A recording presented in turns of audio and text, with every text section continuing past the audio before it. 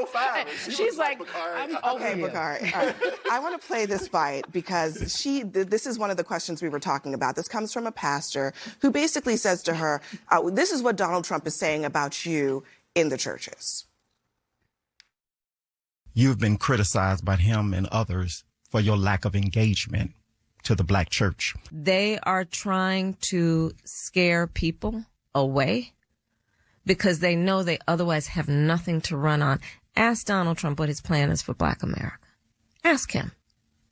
I'll tell you what it is. Look at Project 2025. He's selling $60 Bibles or tennis shoes and trying to play people as though that makes him more understanding of the black community. Come on.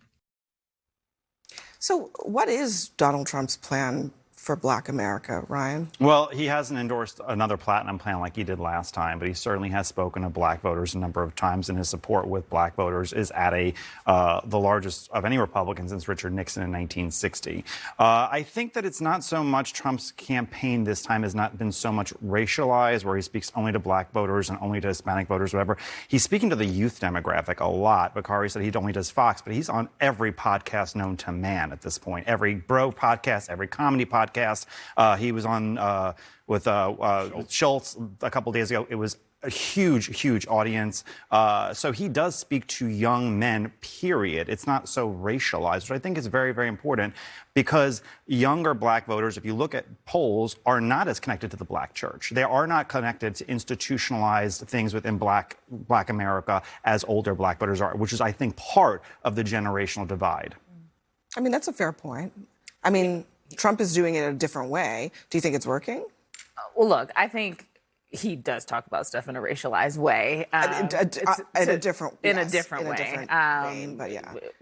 Where do we begin, quite honestly, whether it's derogatory names towards countries like Haiti and in West Africa or when he was asked about the Black American plan when he was in a black church in Detroit a couple of months ago, he immediately started talking about violence and crime. He doesn't have a plan for Black America. He is, as the vice president says, pandering to Black Americans when he talks about a gold shoe or a Bible. But he's not selling it to black audiences, his gold shoes or his Bibles. That's to his fans that or his mugshot T-shirts, as he says when he was in the Black. I mean, he literally said that black people like me because I have a mugshot. Yeah, so that's not a plan. Okay. That's not even a concept of a plan. That's disrespectful. That's like disrespectful. That's what I mean. It's not a plan. It's not a concept of a plan. He did have a platinum plan, though. He did do things while he was president to black Americans. I mean, that's the main point. And in favor of them. They are. Okay, you're acting so that's as if his plan? The platinum plan? No. He did that already, I think the main point is that people have lived under his economy. And what is he going to do for Black America, for Latino America? We've seen it. Prices were lower. Housing was affordable. Inflation was low. People were safe. The border was sealed. I can go on and on and on. And all of a sudden, you're asked the question, what does he have now? People have watched what he's done, and now they're looking at Joe Biden and Kamala's economy, and they're saying, we can't survive on this. Our check doesn't go far enough, Abby. Times are tough. The border's open. People, whether you're Latino or you're a Black American, you want a sealed border too. You want to be safe at home. So they've seen that all along. So I think this notion that what's his plan, they've seen his plan and they know it's going to get better. I hear you a little bit. I mean, I think that when people say that the border is sealed, I look at the fact that he said he was going to build a wall and Mexico was going to pay for it. The wall is not built and Mexico didn't pay for it. If you want to talk about inflation, inflation's actually lower today than it was at any point during Donald Trump's presidency. People don't feel that way, Bakari. And that's actually a good point. People don't feel that way. You have to make sure that, and that is a very good point. People don't feel that way. And so what people are looking for is not, and this is where Kamala Harris has an advantage over Donald Trump, because what you two want to actually sit here and tell viewers is fine. Let's look at the 4 years. And what voters actually look for is what do the next 4 years look like? And what do Black Americans think? Because that was a question Abby asked. And when I talked to I was in Detroit last night with Delroy Lindo and Don Cheadle and Cornelia Smith and Thomas Booker and a few others. But everybody's talking about the fact that he wants to do things like have a national stop and frisk.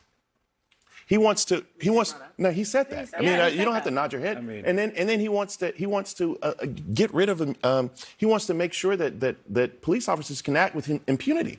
and have I mean, absolute we were absolute immunity. We were talking just yesterday, Ryan, about how, in the context of riots, he was saying, let's just bring the military into it to deal with American citizens. I mean, that happened yesterday. Right, but the post-George Floyd riots resulted in an excess of over 15,000 black male deaths in this country.